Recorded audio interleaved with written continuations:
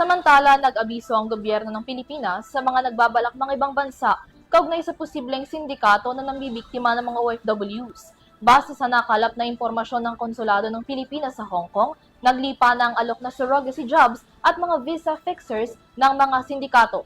Tunghayan ng aking report. Para sa marami, ang pangingibang bansa ang nagiging madali ang solusyon laban sa kahirapan at kawalan ng trabaho dito sa Pilipinas. Para nga sa maraming Pilipino, ang pakikipagsapalaran sa ibang bansa ang kanilang nagiging paraan upang maiahon ang kanilang mga mahal sa buhay sa kahirapan.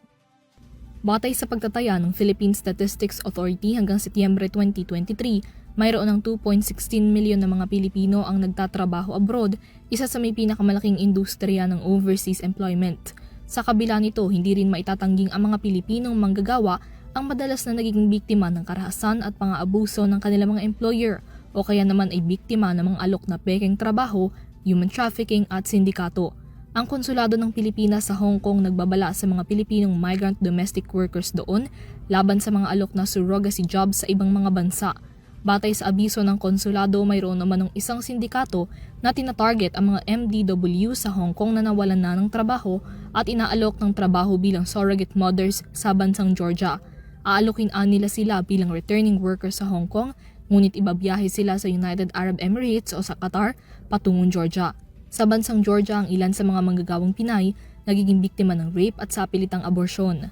Bukod dito, nagbabala rin ng konsulado laban sa mga visa fixers na nagpapanggap na mula sa mga lehitimong employment agencies. Batay sa mga ulat na nakalap ng konsulado, naniningil-an nila ang mga fixers ng 20,000 hanggang 25,000 Hong Kong dollars para sa foreign domestic helper visa sponsors sa naturang bansa. Sa ilalim nito, makapagtatrabaho at makakapanatili sa Hong Kong ang mga manggagawa ng hindi nagtatrabaho sa ilalim ng employer na nakasaad sa kanyang standard employment contract. Ayon sa konsulado, marami ng mga Pinoy MDW ang naaresto at nakasuhan ng false representation to an immigration officer dahil sa pagkakasangkot sa ganitong modus operandi. Sa bisa ng Hong Kong Immigration Ordinance, ang kasong ito ay may multang hanggang 150,000 Hong Kong dollars at pagkakabilanggo ng aabot sa 14 na taon. Para sa EuroTV News, Mia Layagin, sumasaludo sa bawat Pilipino.